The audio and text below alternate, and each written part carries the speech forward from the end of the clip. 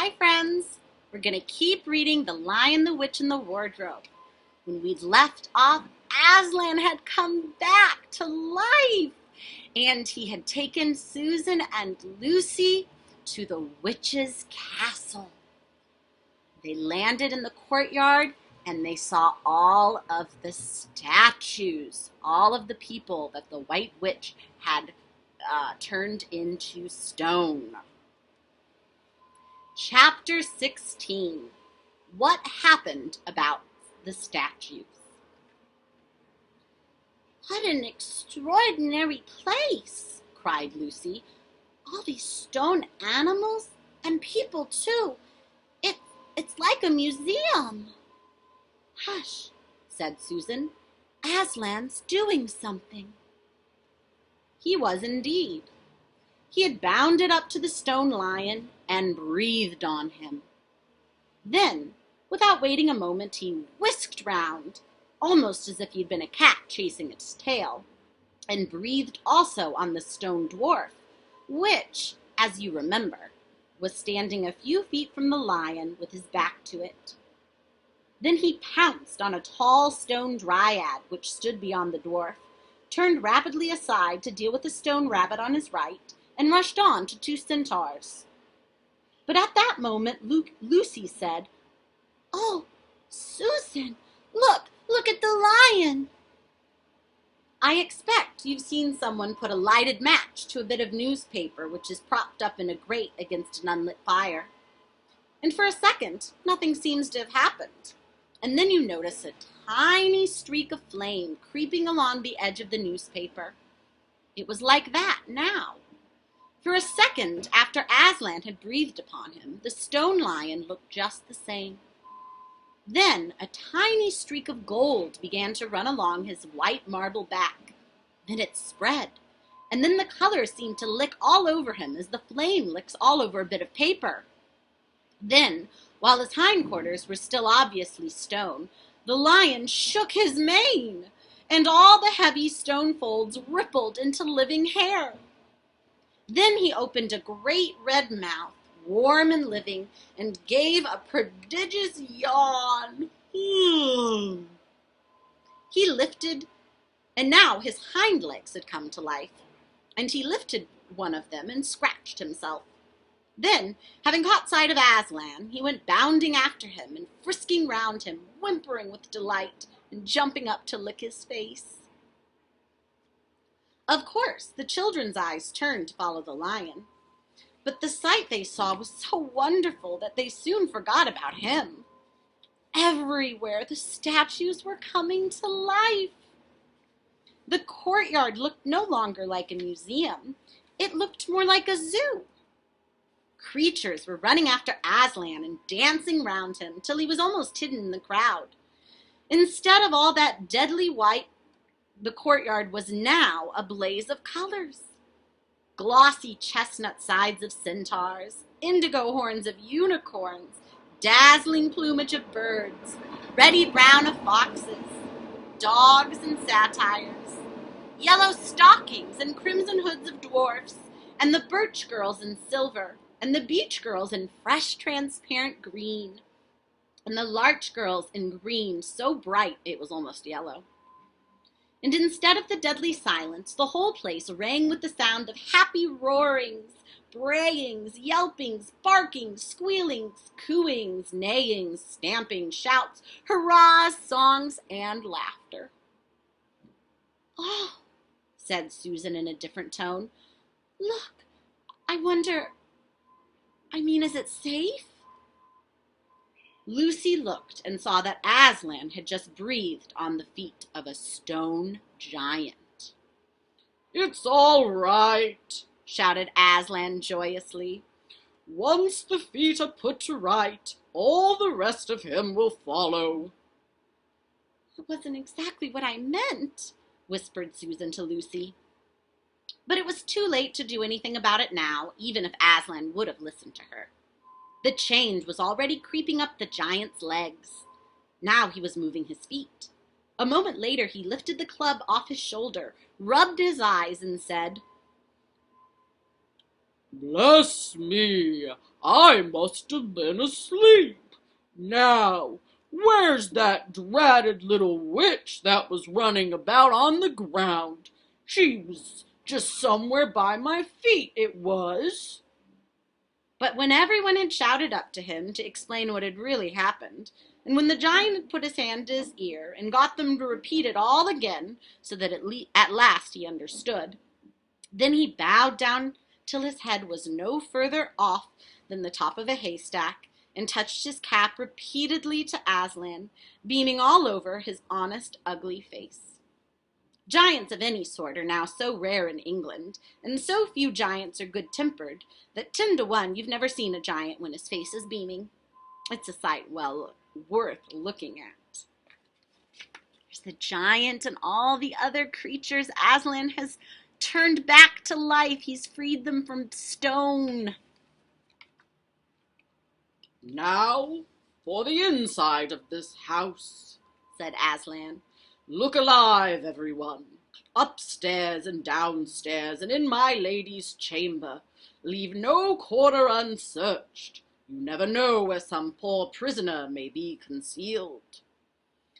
And into the interior they all rushed, and for several minutes the whole of that dark, horrible, fusty old castle echoed with the openings of windows, and with everyone's voices crying out at once, "Don't forget the dungeons! Give us a hand with this door! Here's another little winding stair! Oh, I say, here's a poor kangaroo! Call Aslan!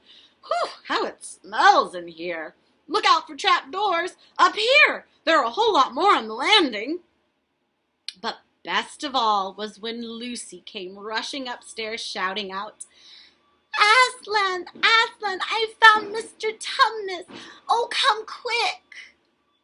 A moment later, Lucy and the little fawn were holding each other by both hands and dancing round and round for joy. The little chap was none the worse for having been a statue, and was of course very interested in all she had to tell him. But at last the ransacking of the witch's fortress was ended. The whole castle stood empty, with every door and window open, and the light and the sweet spring air flooding in to all the dark and evil places which needed them so badly. The whole crowd of liberated statues surged back into the courtyard, and it was then that someone, Mr. Tumnus, I think, first said, "But how are we going to get out?" For Aslan had got in by a jump, and the gates were still locked. "That'll be all right," said Aslan, and then rising up on his hind legs, he bawled up at the giant. You up there," he roared. "What is your name?" "Giant Rumblebuffin, if it please your honor," said the giant, once more touching his cap. "Well then, Giant Rumblebuffin," said Aslan, "just let us out of this, will you?" "Certainly, your honor, it will be a pleasure," said Giant Rumblebuffin. "Stand well away from the gates, all you little uns." Then he strode to the gate himself, and bang, bang, bang went his huge club. The gates creaked at the first blow, cracked at the second, and shivered at the third. Then he tackled the towers on each side of them, and after a few minutes of crashing and thudding, both the towers and a good bit of the wall on each side went thundering down in a mass of hopeless rubble. And when the dust cleared, it was odd, standing in that dry, grim, stony courtyard, to see through the gap all the grass and waving trees and sparkling streams of the forest, and the blue hills beyond that, and beyond them the sky. "Blowed if I ain't all in a muck sweat," said the giant, puffing like the largest railway engine. "Comes out of being out of condition. I suppose neither of you young ladies has such a thing as a pocket handkerchief about you?" "Yes, I have," said Lucy, standing on tiptoes and holding her handkerchief far up as she could reach. "Thank you, missy," said Giant Rumblebuffin, stooping down. Next moment Lucy got rather a fright, for she found herself caught up in midair between the giant's finger and thumb. But just as he Just as she was starting to get near his face, he suddenly started, and then put her gently back on the ground, muttering, "Bless me, I've picked up the little girl instead. I beg your pardon, missy. I thought you was the handkerchief." "No, no," said Lucy, laughing. "Here it is." This time he managed to get it, but it was only about the same size to him that a saccharin tablet would be to you. So that when she saw him solemnly rubbing it to and fro across his great red face, she said, "I'm afraid it's not much use to you, Mr. Rumble Muffin." "Not at all, not at all," said the giant politely. "Never met a nicer handkerchief. So fine, so handy, I don't know how to describe it." "What a nice giant he is," said Lucy to Mr. Tumnus. "Oh, yes," replied the fawn. "All the Buffins always were. One of the most respected of all the giant families in Narnia. Not very clever, perhaps. I never knew a great giant that was. But an old family. With traditions, you know. If he'd been the other sort, she'd never have turned him to stone." At this point, Aslan clapped his paws together and called for silence. "Our day's work is not yet over," he said, "and if the witch is to be finally defeated before bedtime, we must find the battle at once." "And join in, I hope, sir," added the largest of the centaurs. "Of course," said Aslan. "And now, those who can't keep up, that is, children, dwarves, and small animals, must ride on the backs of those who can. That is, lions, centaurs, unicorns, horses, giants, and eagles. Those who are good with their noses must come to the front with us lions, to smell out where the battle is. Look lively and sort yourselves." And with a great deal of bustle and cheering, they did. The most pleased of the lot was the other lion, who kept running about everywhere, pretending to be very busy, but really in order to say to everyone he met, "Did you hear what he said? Us lions. That means him and me. Us lions. That's what I like about Aslan. No side, no standoffishness. Us lions. They meant him and me."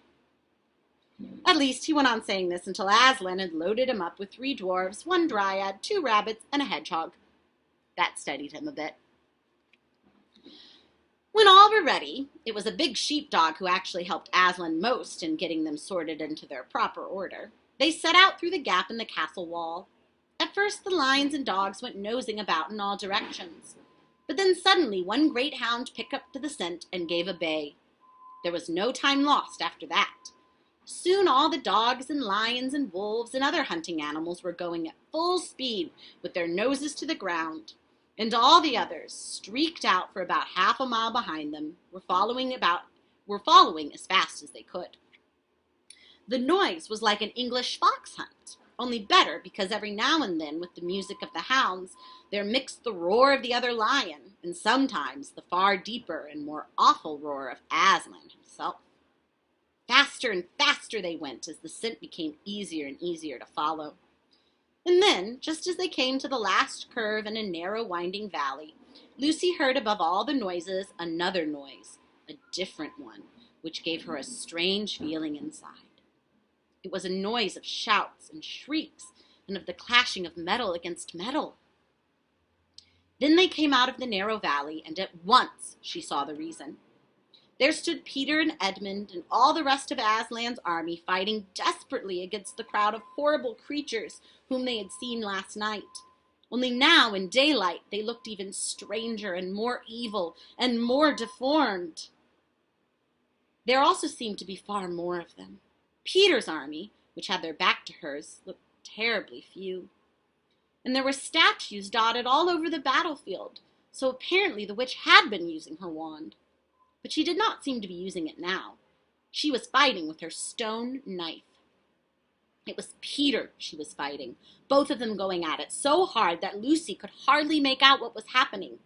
She only saw the stone knife and Peter's sword flashing so quickly that they looked like 3 knives and 3 swords. The pair were in the center.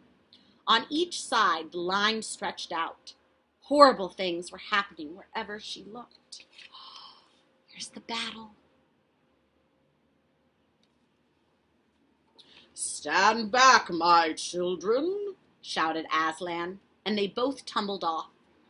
Then, with a roar that shook all Narnia from the western lamppost to the shores of the eastern sea, the great beast flung himself upon the White Witch.